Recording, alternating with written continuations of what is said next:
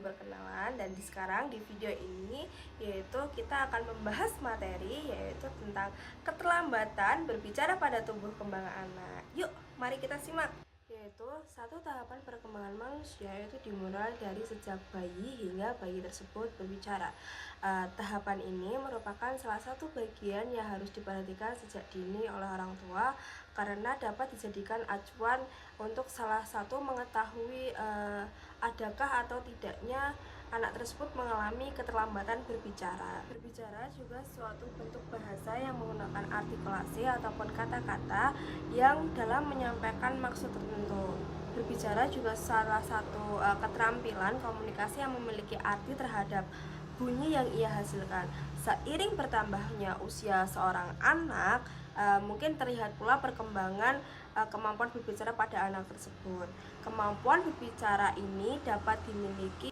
Mungkin kemampuan berbicara yang dimiliki seorang anak itu tidak selalu sama dengan anak lainnya, yang mana artinya ada anak yang memiliki kemampuan bicara yang cepat, ada anak yang memiliki kemampuan bicara yang lambat. Itu mungkin dalam keadaan ini orang tua maupun pengasuh juga dapat memberikan perhatian yang lebih karena keterlambatan berbicara pada anak dapat mempengaruhi kehidupan di masa depan nanti. Nah, deteksi dini pada keterlambatan berbicara pada anak merupakan hal yang sangat penting agar dilakukan investasi sedini mungkin sehingga anak memiliki waktu yang lebih lama untuk mengejar perkembangan pada kemampuan berbicaranya. Seorang anak akan dianggap memiliki kemampuan berbicara yang baik jika membuat bunyi maupun suara yang sesuai tingkatan usianya. Begitupun sebaliknya gitu kan. Perkembangan berbicara signifikan yang berada di bawah rata-rata seusianya, maka dapat dikatakan bahwa anak tersebut mengalami keterlambatan berbicara ataupun speech delay. Apa sih speech delay itu? Nah, mari kita simak speech delay itu apa. Nah, speech delay adalah gangguan perkembangan yang menyebabkan anak terlambat berbicara. Anak yang mengidap speech delay mengalami keterlambatan berbicara jika dibandingkan dengan anak seusianya gitu.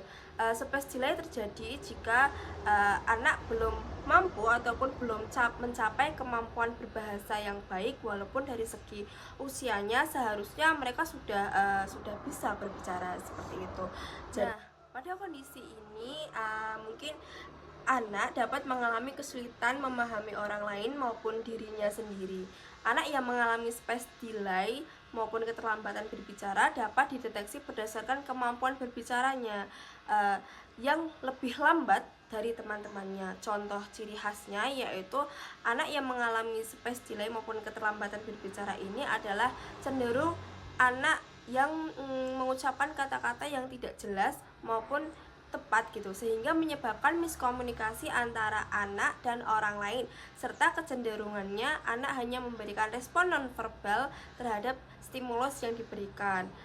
Perlu adanya perhatian perkembangan anak yang mengalami speech delay ini, memerlukan adanya perhatian orang tua dan orang-orang sekitar pada tahap berbicara maupun perkembangan pada anak ini, karena dukungan orang tua maupun orang-orang sekitar itu sangat perlu bagi seorang anak.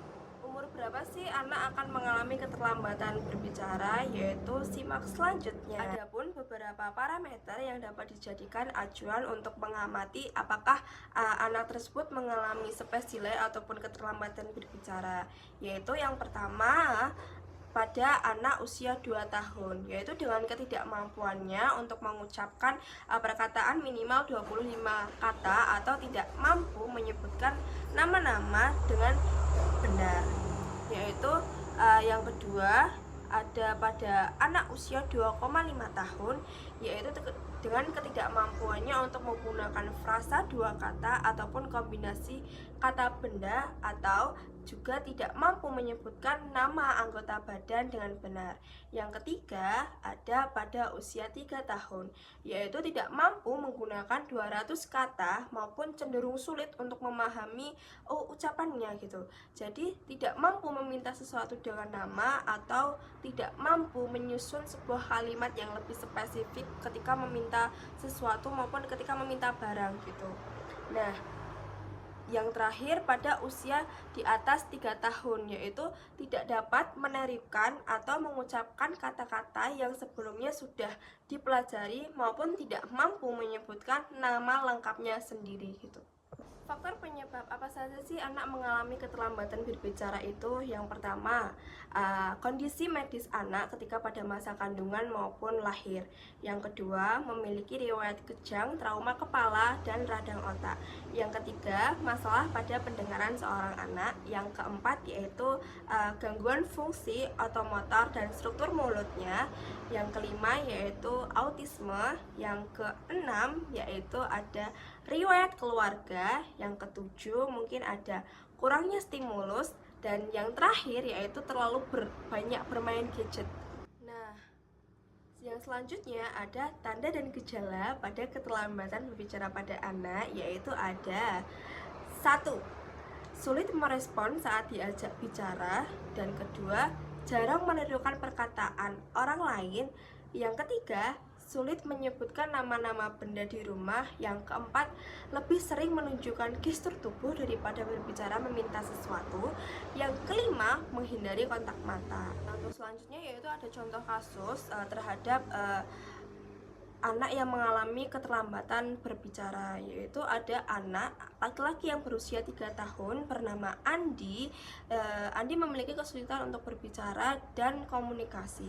Ia hanya dapat mengucapkan beberapa kata sederhana seperti mungkin mama, papa, tetapi ia juga tidak dapat membuat kalimat yang lebih kompleks gitu. Andi juga memiliki kesulitan memahami bahasa orang lain ataupun kesulitan untuk memahami bahasa yang digunakan oleh orang lain. Terus setelah dilakukannya evaluasi terhadap Andi, ada penyebab Andi mengalami keterlambatan berbicara. Yang pertama yaitu memiliki keterlambatan perkembangan pada bahasanya. Yang kedua, kurangnya Andi distimulus oleh bahasa ataupun kurangnya stimulus bahasa terhadap Andi. Terus yang selanjutnya, Andi kesulitan memahami bahasa orang lain. Dan selanjutnya ada, setelah contoh kasus tadi, mungkin ada cara penanganan secara medis bagi pengidap spes delay, yaitu melakukan terapi wicara, yang mana terapi wicara ini berfokus dalam membantu meningkatkan kemampuan berbicara, memahami bahasa, serta berkomunikasi secara efektif maupun lebih lanjut. Jika direkomendasikan, dokter maupun pengidap spes delay ini dapat menjalani terapi okupasi yang bertujuan untuk mengembangkan keterampilan motorik halus yang dibutuhkan untuk berbicara. Adapun sejumlah kegiatan dalam terapi okupasi yang umum dilakukan oleh pengidap spes delay, yaitu yang pertama ada bermain permainan yang berfokus pada pengembangan bahasa. Yang kedua ada menyanyikan lagu, yaitu nyanyian lagu anak-anak mungkin. Yang ketiga, membaca cerita dengan suara keras gitu. Yang keempat ada bermain dengan alat musik. Yang selanjutnya yaitu ada mewarnai maupun menggambar. Nah, selain itu orang tua juga dapat melakukan beberapa upaya lain maupun upaya di rumah untuk menstimulasi kemampuan berbicara anaknya, yaitu seperti yang pertama mengajak berbicara, yang kedua menanggapi perkataannya, yang ketiga membantu anak memahami nama benda, yang keempat membacakan cerita anak, dan yang terakhir yaitu membatasi penggunaan gadget terhadap anak. Kesimpulannya yaitu keterlambatan berbicara pada seorang anak adalah suatu kondisi yang memerlukan penanganan yang tepat dan intensif gitu. Dengan penanganan yang tepat, anak dapat mengembangkan kemampuan berbicara dan berkomunikasi dengan secara efektif maupun secara baik. Mungkin sekian materi yang dapat saya sampaikan. Semoga materi ini dapat bermanfaat bagi para penonton maupun para orang tua di luar sana dan juga para teman-teman lainnya. Saya mohon maaf jika materi tadi ada penggunaan kata yang tidak tepat maupun materi yang tidak jelas. Saya mohon maaf sekali dan sekian. Terima kasih. Wassalamualaikum warahmatullahi wabarakatuh.